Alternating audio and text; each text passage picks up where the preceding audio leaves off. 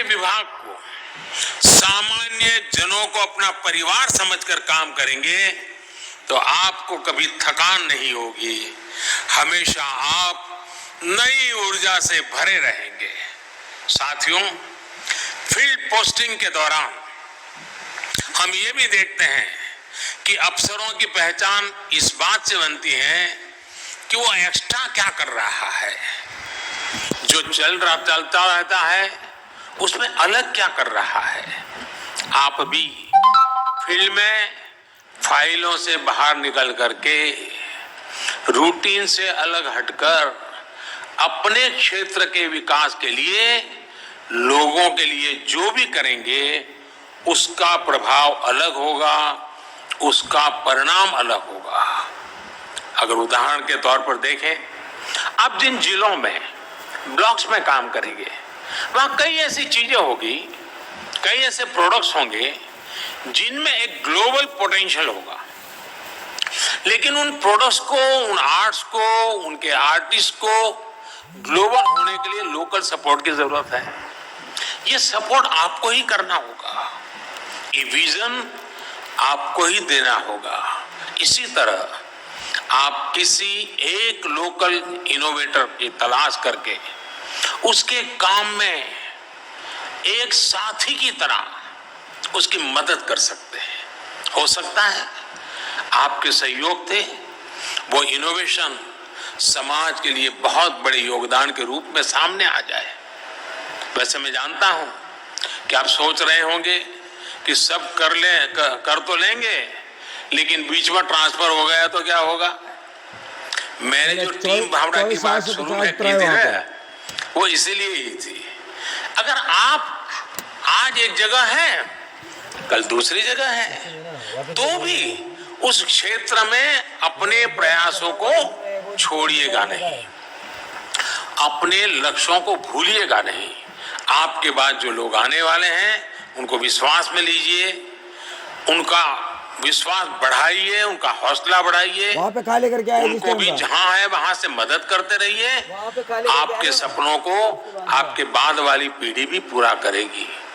जो नए अधिकारी आएंगे आप उनको भी अपने लक्ष्यों का साझीदार बना सकते हैं। साथियों, आप जहां भी जाएं, आपको एक और बात ध्यान रखनी है। आप जिस कार्यालय में होंगे उसके बोर्ड में दर्ज आपके कार्यकाल से ही आपकी पहचान नहीं होनी चाहिए। आपकी पहचान आपके काम से होनी चाहिए। हाँ, बढ़ती हुई पहचान में आपको मीडिया और सोशल मीडिया भी बहुत आकर्षित करेंगे। काम की वजह से मीडिया में चर्चा होना एक बात है, और मीडिया में चर्चा के लिए ही काम करना वो जरा दूसरी बात है। आपको दोनों का फर्क समझ करके आगे बढ़ना है।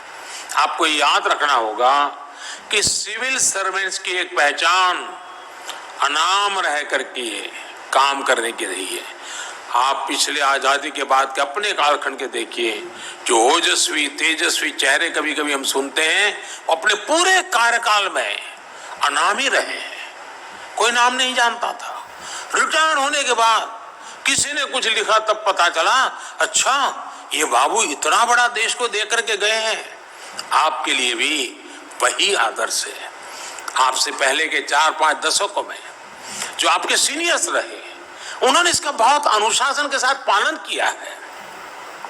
आपको भी ये बात ध्यान रखनी है।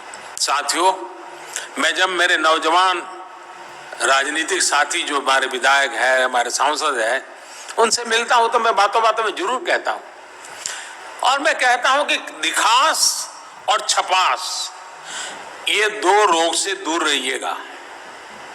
मैं आपको भी यही कहूंगा कि दिखास और छपास, टीवी पे दिखना और अखबार में छपना, दिखास और छपास, ये दिखास और छपास का रोग जिसे लगा, फिर आप वो लक्ष्य नहीं प्राप्त कर पाएंगे जो लेकर आप सिविल सेवा में आए हैं। साथियों, मुझे भरोसा है आप सब अपनी सेवा से, अपने समर्पण से देश की विकास यात्रा में देश को आत्मनिर्भर बनाने में बहुत बड़ा योगदान देंगे।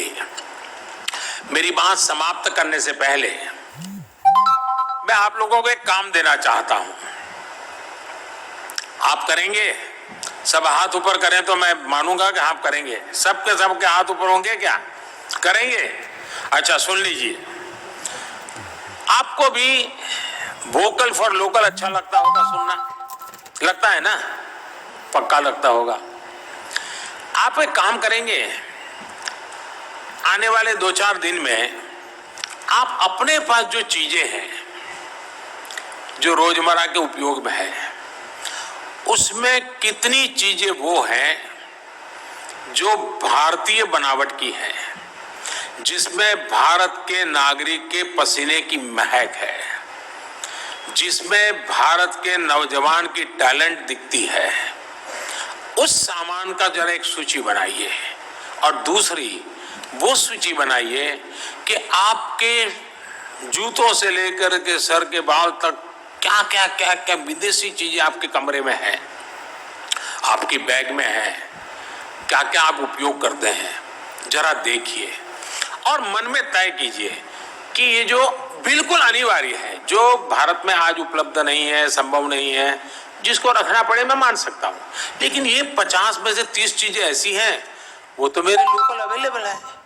हो सकता है कि मैं उसके प्रचार के प्रभाव में नहीं आया हूं, मैं उसमें से कितना कम कर सकता हूं। देखिए, आत्मनिर्भर की शुरुआत आत्म से होनी चाहिए। आप वोकल फॉर लोकल क्या शुरुआत कर सकते हैं? दूसरा, जिस संस्था का नाम लाल बहादुर शास्त्री से जुड़ा हुआ है, उस पूरे कैंपस में भी, आपके कमरों में, आपके ऑडिटोरियम के, आपके क्लासरूम में, हर जगह पे कितनी चीजें विदेशी हैं, जरूर सूची बनाइए। और आप सोचिए कि हम जो देश को आगे बढ़ाने के लिए आए हैं, जहां से देश को आगे बढ़ाने वाली एक पूरी पीढ़ी तैयार होती है, जहां बीज धारण किया जाता है, क्या उस जगह पर भी वोकल फॉर लोकल ये हमारी जीवनचर्या का हिस्सा है कि नहीं है? आप देखिए, आपको मजा आएगा। मैं ये नहीं कहता हूं आपके साथी को भी आप ये रहस्य खोलिए, खुद के लिए है। आपको देखिए, आपने बिना कारण ऐसी ऐसी चीजें आपके पास पड़ी होगी जो हिंदुस्तान की होने के बाद भी आपने बाहर की ले ली है, आपको पता भी नहीं है बाहर की है। देखिए, भारत को आत्मनिर्भर बनाने के लिए हम सब ने आत्म से शुरू कर करके देश को आत्मनिर्भर बनाना है। मेरे प्यारे साथियों, मेरे नौजवान साथियों, देश को आजादी के 100 साल, आजादी के 100 साल के सपने, आजादी के 100 साल के संकल्प, आजादी के आने वाली पीढ़ियां,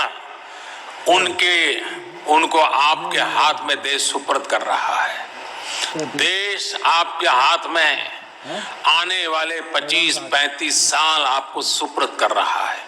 इतनी बड़ी भेंट आपको मिल रही है, आप उसको बड़ी जीवन का एक अहोभाग्य मान करके अपने हाथ में लीजिए, अपने कर कमलों में लीजिए, कर्मयोगी का भाव जगाइए, कर्मयोग के रास्ते पर चलने के लिए आप आगे बढ़िए। इसी शुभकामनाओं के साथ आप सभी को एक बार बहुत बहुत बधाई देता हूं।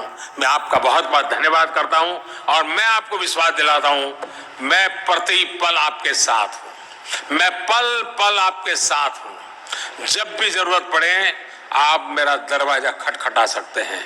जब तक मैं हूं, जहां भी हूं, मैं आपका दोस्त हूं, आपका साथी हूं। हम सब मिलकर के आजादी के 100 साल के सपने साकार करने का अभी से काम प्रारंभ करें। आइए हम सब आगे बढ़ते हैं। बहुत बहुत धन्यवाद।